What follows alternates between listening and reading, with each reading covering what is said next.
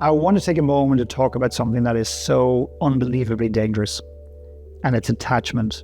And it's attachment and being overly attached to a particular outcome. So years ago, I was in Toronto. I was running a 2-day workshop, and I always remember this lovely lady who showed up. And I don't know how she managed it, but by the time we kicked off at 9 a.m., she'd managed to get around to everybody and told her this story, this tragic story. And we opened up, and she was one of those enthusiastic people that threw her hand up. And she said, I want to share. And I said, because the question was, why are you here? What brought you to this room? What brought you to this workshop? She says, well, I'm here because I've been devastated.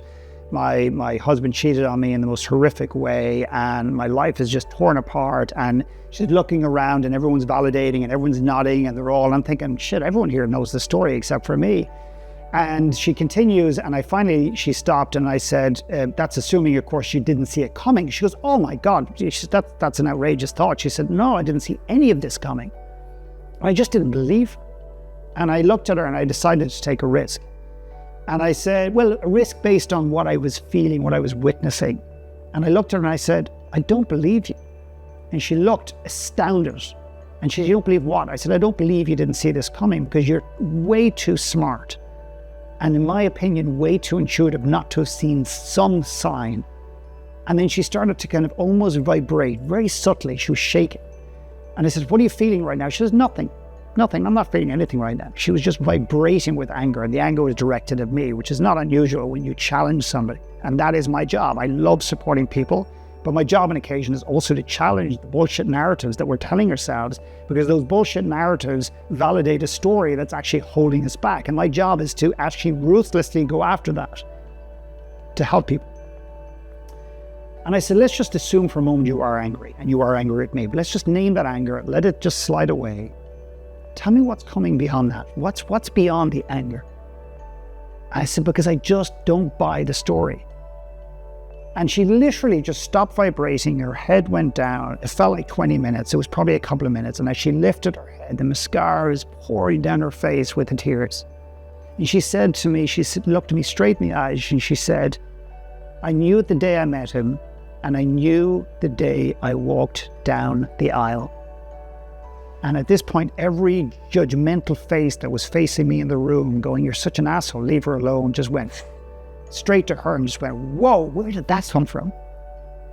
And the reason this story is so powerful was nothing to do with me. The reason it's so powerful is this lady's carrying a story, a victim story, a narrative that allows her to stay stuck in this cycle of just being betrayed and being let down. What I was trying to get her to do is not to see that it's her fault, but that she played a weird role in this, a role that didn't support her, and that she can break that cycle and make sure that she never repeats history again in the future. But she needed to take some ownership of this to actually break free of the narrative that was holding her down. And I wonder for you, what stories are you telling yourself about somebody who let you down or somebody that betrayed you? And why do you tell the story? What does it keep you from getting to? What does it prevent you from achieving in your own life? Because I think we all have these stories. I have these stories. I had a story for years that, but I'm dyslexic, I can't read and I can't write. And that's bullshit. It does affect my ability to read, but it doesn't really affect my ability to write. But I was using it as a victim story to validate and to hold me in this pattern, but also to keep me safe, because then I didn't have to write, and then I didn't have to put that writing out into the world, and I didn't have to face the judgment and the wrath and the acceptance of the people out there. So that story actually kept me safe. And in this case, this story was keeping this lady safe, because what she was refusing to do was to be open to the next relationship or another relationship or love, because she was guarding her heart to make sure that she was safe again. But the story wasn't true at all. So what are those narratives that you're telling yourself that just don't serve you anymore? And it's time to face up to them, to be honest with yourself and let them go and see what comes. So if you like this video, share it, join the conversation, subscribe to our YouTube channel, or join the great conversation on our website, philipmckernan.com. Take care.